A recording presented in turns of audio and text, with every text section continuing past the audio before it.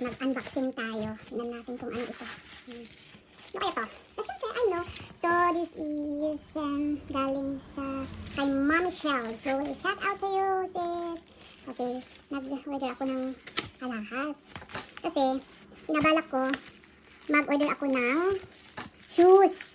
Iniisip ko, marami naman na akong shoes. Tapos, marami na din akong bags. Yung iba, hindi ko naman nasusuot. Charot. So, mag-ano na lang ako, no? Mag-ano na lang ako ng tawag nito. Order na lang ako ng jewelry. Ipon na lang ako nito. Mas okay pa. Isa, ang bag kasi saka sapatos, nagdi-depreciate ang ano yan. Kaya mas maganda na bili ka na lang ng konti-konti lang na gold. Kahit maliit lang na gramo, at least may naiipon ka. Ganon. Tapos, kasi may chain kasi ako. Ay, ang ganda! Ang ganda naman nito, oh. Thank you for supporting my small business, sabi niya. Kasi, may chain kasi ako na manipis. Gusto ko siya nahanapan ng manipis din na, tawag nito, na pendant. Tapos, may malaki din ako na pendant. Gusto ko din hanapan siya na at least medyo maganda-gandang ano. Uy, ang ganda, oh. Thank you, sis, dito, oh. Ang ganda. No? Talagang naayos ang pagka-package niya. Oh, ang ganda-ganda, oh. Isa na all. Ang ganda. May pagana ganito, pati ribbon pa siya, oh. Ay, ang cute. Tapos, may sticker din siyang ibinigay. Tapos, may resibo siya. Ay, ang galing. Invoice, sabi niya, oh. Invoice, sabi doon, oh. Invoice. O, diba? So, 1 18K chain, sabi niya. Tapos, 1 18K pendant. Ganun siya, oh. Oh, yun. Yun ang binayaran ko sa kanya. Mommy Shell Jewelry, sabi niya. Oh, diba? Ang social. Oh, diba? Tapos, ito, oh, tingnan natin. Tingnan natin yung ano. Tadadaan! Ay, ang cute ng box. Ay, ang cute ng box niya. Oh, ito na siya, oh. Oh. Ang cute naman nila. Kasi pag bibili ka kasi sa, alam mo yung sa jewelry shop dito, pag bibili ka, yung 14K lang, ang mahal. At least ito na, ano na siya, at least, tawag nito, 18K na siya, kahit ganito man kanipis, at least 18K na siya. Dito kasi pag ganitong kanipis, 14K lang yan. O, diba? O, ang cute. Ang cute ng ano, oh. Ang ganda pala. Ang cute ng, oh. Kasi ano din pala nung ano, oh. Ang cute ng butterfly. Ang butterfly niya, oh. Ang ganda. Ang ganda ng butterfly niya. Okay. So, ito, ilalagay ko doon sa isang chain ko. Tingnan natin. Kung sakto doon.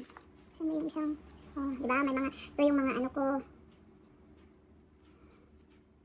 Yung mga, may ipon ko ng mga jewelries. Yan, oh. May chain kasi ako yan. Ay, parang halos parehas pala sila. Yung kaano, oh. Ay, mas malaki itong isa, yung box chain. Oh, so ito, balak ko kasi. Ito naman, mga gold ko to. Galing pa sa Thailand dati. Mga yan. Mga gold ko yan. Tapos, mga sing-sing ko din, mga ganon, ganyan. Oh, diba? Mga earrings. Oh. Alam nyo, guys, maganda ang mag-ipon ng ano, ng mga gold kasi tumataas ang halaga nito. Alam niyo yun?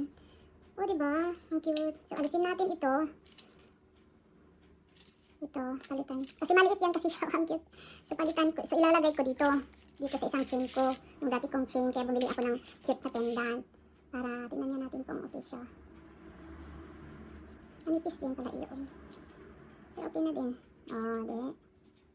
Yan. Ang ganda. Ang cute. Ang cute, oh. Diba? Ang cute niya, oh. Ang cute ng butterfly, in fairness. Kasya lang siya dito. Sa ano ko, oh. Diba? Oh, ang cute ng butterfly. Sakto lang siya sa chain ko. O, di okay na. Tapos, yung chain naman na, yung box chain naman na binili ko. Ito. Yung order ko na ito. Magaling siya, o box chain. Ito, ilalagay ko yung isang pendant ko na heart.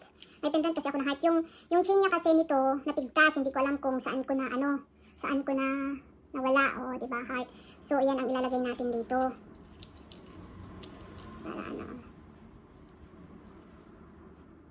Para may... Oh, ano, diba? Uy,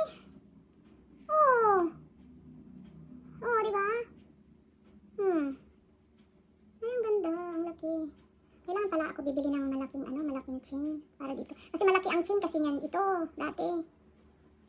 Yung nawala. Tapos ito oh. Oh, ang cute. Oh, di ba? Ang ganda. Oh, di ba? Ang ganda. Oh. Ang ganda niya, oh. Butterfly. Ay ba? Ang ganda. Oh, yan na siya. Ang ganda, oh. Oh, yan. See? Okay, yun lang naman. Oh, may dagdag na ang aking collection. Oh, di ba? May pera kayo, mag-gold na lang kayo, wag sa bag. Kasi ang bag, i-depreciate yan. Ang gold, hindi. Take it from me. Kasi at least kung wala kang pera, pag uwi ka, wala ka ng pera, pwede mo siyang maisanla. Ganon, di ba?